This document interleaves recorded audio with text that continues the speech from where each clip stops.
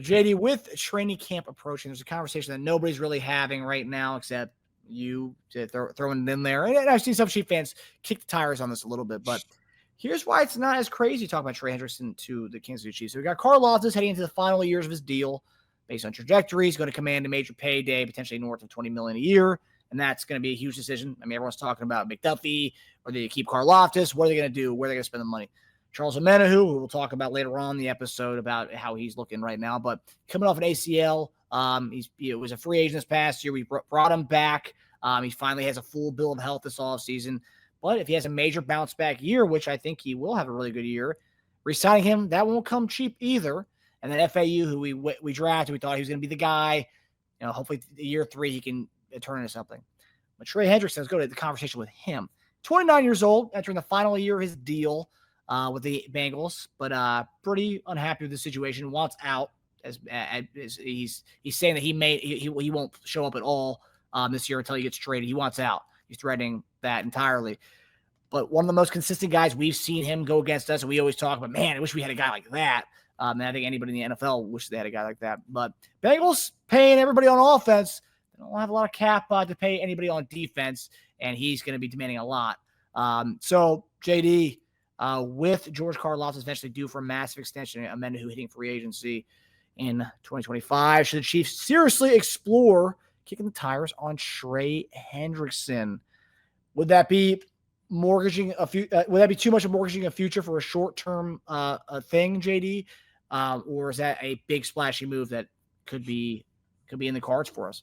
Oh, man, you know what? I think my opinion on this is when you find a guy that's disgruntled, okay, and obviously up here in Cincinnati, because they can piss you off really really well. You watched everybody else around you get paid.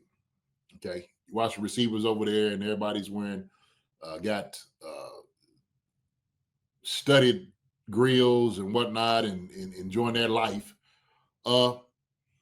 It make you upset. Why? Because you realize that you're also one of the purveyors of the wins that you've gotten. And what you've done in the past 2 years is have more sacks than everybody else in the league. 2 years, 17.5 past 2 years. He's just gotten better. He's gotten harder to block. He has an unbelievable motor. He is a force on, just of himself. He is. And he gives everybody fits, man. He gets everybody fits. We know this very well because he's been after our tail, our rear end for the past few years. And so I think that is this something that the Chiefs may be willing to explore? I guarantee that they've talked about this, Marcus. I think they have. And so what you start looking at is you're looking at productivity. Obviously now, because of the money could be utilized in different ways. Do you use it here? Or do you go and say, hey, look, we're looking for a long-term deal for a younger person like a Karlaftis, and, or stay okay with that, right? Or do you look for the savvy veteran like a Trey Hendrickson, who would just be more pissed off if you get him here with the Chiefs and on a championship team? Trey's been probably chasing his championship. He was on New Orleans and with the Bengals. That's like he ain't sniffed the championship. He got to the Super Bowl at one time. That was it. That was all. Come to a championship and winner. Pono Kawhi. Hendrickson will cost at least 2 firsts. Never. That's too expensive. Pono will never do a deal like that. Something that's expensive you wouldn't do. Okay. Do I think that they could work something? Absolutely, I do believe they could do that. And so I think it is. It's just based off of cost. What are you going to get from this? What are you going to get? You're going to get one of the top pass rushers in the league, for one. Okay, number one. You still got your dog, obviously, and Chris Jones on the inside as well. I think you got to go ahead and sign a Trent McDuffie if you're going to be serious about that. All right. Does that mean that same thing go for the youth? Well, what will Karlaftis, what will he try to get? That's the question, right? And I think because of the market, I think Karlaftis is going to be, asking for a lot of money. I do. So I think it's something what the Chiefs are exploring. I guarantee somebody has said, hey, Trey's not happy. What could we do to move this thing around to probably get a guy like this here? Now, here's the thing. If I'm not mistaken, I think Bengals were trying to sign him for like $25 million a year. I think it's what they were doing, right? The nerve of Joe Burrow. That's why when I read this, I was like, are you kidding me? Like, you're part of the reason why they can't sign Trey Hendrickson. Oh, we need to get this guy signed. Really? Are you willing to give up some of that contract? Because, heck, I know what they signed you for. They signed you for a boatload of money, okay? And you haven't put out like you should. And the two guys around you. So he's sitting over saying all these different things, all the great things. One thing he hadn't said, you know what Joe hadn't said, Marcus? Let me give up some of my contract to sign him. He hadn't said that. I haven't heard that part, Marcus. Yeah. I haven't heard that. Yeah, he's putting pressure on the team, but at the same point, like, okay, what are you doing to put pressure on the team? What are you doing? It reminds me of when Dave Chappelle was like holding his money. When he was, when they talking about getting rid of Oprah, he sort of sitting there like that with the money, like, oh, he ain't trying to get rid of that money. He ain't trying to do that.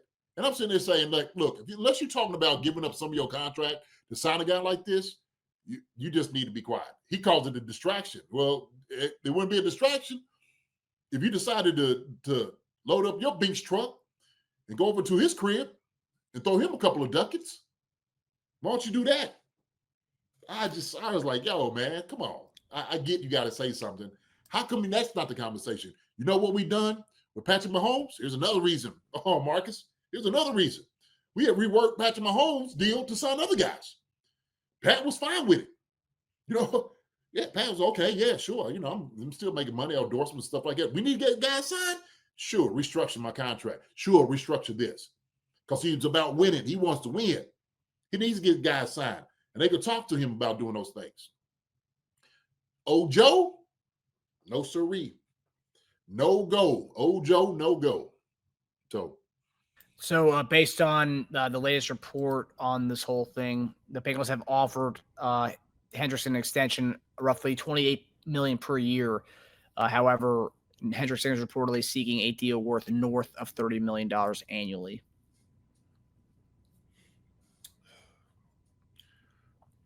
Look, I know this. In contract negotiations, they could do wonders.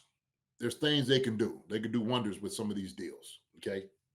And so if you're sitting there saying this, right, because the money's going up, is a Trey Hendrickson worth more getting an older guy, 29, about to be 30, than a younger guy, Karlaftis?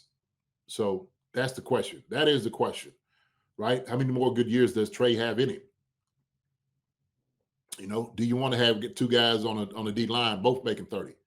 Well, Karlaftis is coming up. That joker's going to be close to 25, every bit of it. So, no. And that's the question, right? Like, let's say 25, right? I mean, is Karlaftis only $5 million less than Trey Hendrickson? I mean, it's like that's $5 million between talking about. Hendrickson's one of the best in the league. I mean, for a reason, right? I mean, Karlaftis is solid. But I mean, and who knows? He could be Trey Hendrickson in 5 years. He could be that. I hope so, because that means he sticks around and becomes that guy. But I mean, Hendrickson right now, that's seizing on a window. I mean, it's different kind of talk, right? That's more of like a window kind of thing where it's like, okay, we have this window right now with the Mahomes-Kelsey window. Kelsey, at least let's say 1 to 3 years, right? That's that window right now. You get Hendrickson, you have a 1 to 3 year window, right? From 29 to 32, you sign him to a 3 or 4 year deal worth that much money. He'll give you, I mean, at least for those 2 years, he'll give you some top sack numbers. And also, talk about his fit too, because that was one thing I have read, that his playing style, obviously, he'll fit anywhere he goes. Hendrickson, that's how good he is. But his fit with the SPAG system, that's like, that's gravy. It's perfect for what we do. He's perfect for it. And so if you have a guy like him, You can still blitz. You can do all those different things. He's just going to be hard to block, period, one-on-one. He is. I've seen guys try to double team him, splitting the double team, getting in. You would literally have like two Chris Jones. You got Trey Hendrickson and Chris Jones. That is, come on, man. That's monster. That is monster. And like you said, I love George. Look, I expect George to get better each and every year. We do. We expect that to happen. And so we just want to be able to see it in the proof in the pudding. That's it. That's all. So that's what I'm saying. Like when teams are looking at this, they're exploring what a guy is and what he's done. How do you, it's always like it's a conversation. Yes, the Black West Hendrickson fits anywhere. Yes, he does. Anywhere, any scheme. That's a fact. So, I know they said north of 30 million. Shoot. It's a lot of money. Yeah, it's a lot of money to the defensive line between Jones and him. Yeah. But I will say this in regards to, because a lot of people love the potential of Karlaftis. He's still young. He's 5 years younger than, we talk about $5 million less, but he's also 5 years younger. And just like looking at, and I'm not saying Karlaftis is going to be Trey Hendrickson, but I'm saying if you look at the first 3 years of Trey Hendrickson, 2 sacks, 0 sacks, 4.5 sacks in the first 3 years. Karlaftis first 3 years, 6, 10.5, 8. So he's already on pace wise. He's outpacing Trey Hendrickson after the first 3 years at least. And we all know what he is right now, but current as far as the 3 year of the first 3 years of their career, he's outpacing them. What they it was kind of like the things that they were talking about Trey Hendrickson when he came out. They were head over heels over this guy because he knew how bad he was. They knew how tough he was. So maybe it was just the scheme in itself, trying to develop. 2017, 18, 19, 2020, his fourth year, he got 13.5. 2021, he got 14 sacks. Next year, 2022, at 8, then 17.5, 17.5. So he was extending each and every year. But year 4, he figured it out. Year 4, he figured it out. So whatever that was, shoot, he became a monster at that point. So, the thing is, man, that's going to be a kind of you got to look at the numbers. So, yeah, definitely interesting conversation here. I know a lot of teams are really interested in Trey Hendrickson. A lot of NFC teams are. Apparently, the Commanders are really interested in him. They have the money to spend on that. But yeah, it's gonna be interesting sweepstakes for to see where they trade him, and if he ends up not being traded and he just holds out and then deals like Chris Jones kind of situation with them, where he just sits out and watches them play instead of playing, because he said he's willing to not play all season. Yeah, he did. That's what he said. He said that. I think a team will sign him. I do believe a team is like they're actively trying to get this guy, and anybody would. Yes, Sam Lofton, the pass rush will be unstoppable. Absolutely, that is a fact. It makes everybody's job behind them easier. Linebackers, corners, safety makes their job easier. You know what has to happen? The quarterback's got to get the ball out right now. You got 2 guys that command double teams. 2, okay? Those are 2 guys I know for sure. Chris Jones commands double teams. Trey Hendrickson commands double teams. That'd be a monster, absolute monster. And add everybody else into the mix too. So Rich Cooper said Karlaftis has improved his total game every season. Is good at setting the edge too. He's gotten better for sure. He's gotten better. Last year he had 8 sacks, and it was kind of spotty. But with a young guy like this, that's what you expect. Young guy's going to have that, i.e. Trey Hendrickson and his career. So what I would like to see, with Karlaftis, this year, is I want to see him initially off the jump generate pressure. Okay. And I'm not saying anything that is controversial, but that's what you want. That's what you want to be able to see. That's what you look at it as an effective pass rusher. he has a relentless motor to him that he will run a quarterback down. Okay, he'll just outwork a guy, and that's what you'll be able to see. Trey does the same thing, but I think Trey does. He wins at the point of attack better than Karlaftis does now, right? But he's a savvy vet. That's what he does. Those jokers are shaking in their boots at left tackle when they go against Trey. Whoever's going against Trey are shaking in their boots like, oh shoot. He'll get back-to-back sacks on jokers. I mean, they dominated in the AFC Championship game because they were getting back to us with 3, and he was single-handedly just dominating our entire offensive line. Yeah. They'll change their protection to get to him. That when somebody commands that type of attention, he's a bad boy. You know that. So Samuel Officer, bring in Trey and get rid of Dana, FAU, Malik Aaron, how many pay for it? Samuel often. I'm just saying, man. There's going to be money. It would like talk about the window aspect of it too. Jones is getting paid a lot of money. Jones is 31, he's 29, so it would dramatically increase the age of that defensive line across the board between Hendrickson and Jones. Whereas Karlaftis, you can find the next Chris Jones at some point, or not the next Chris Jones, but a guy who could be the heir apparent to Chris Jones on that defensive line. That find that tackle, that's gonna be hard to find.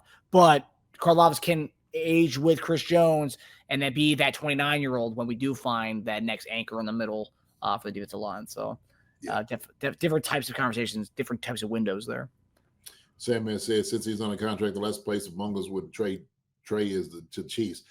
He brought that to. I thought about the same thing. Heck no, we ain't going to the Chiefs. Yeah, but that's the last place they're trading him to. Yeah, but maybe even to make an offer you can't refuse, right? That's true. Hey. That's true. So, because I think that's why a lot of the NFC teams, if you look at the betting odds, the NFC teams are like the tops on that as far as the next team he could go to. They're all like NFC squads because they don't think they're going to trade him in the conference. But we've seen them before. We've seen it before. Never say never. Happens. Never say never. Hi, everybody. Thanks for watching. Subscribe here to get the latest from the show. Also, be sure to check out the best clips from Chief Concerns. And if you prefer to listen to the show, subscribe and follow us on Apple Podcasts, Spotify, and anywhere else you get your podcasts.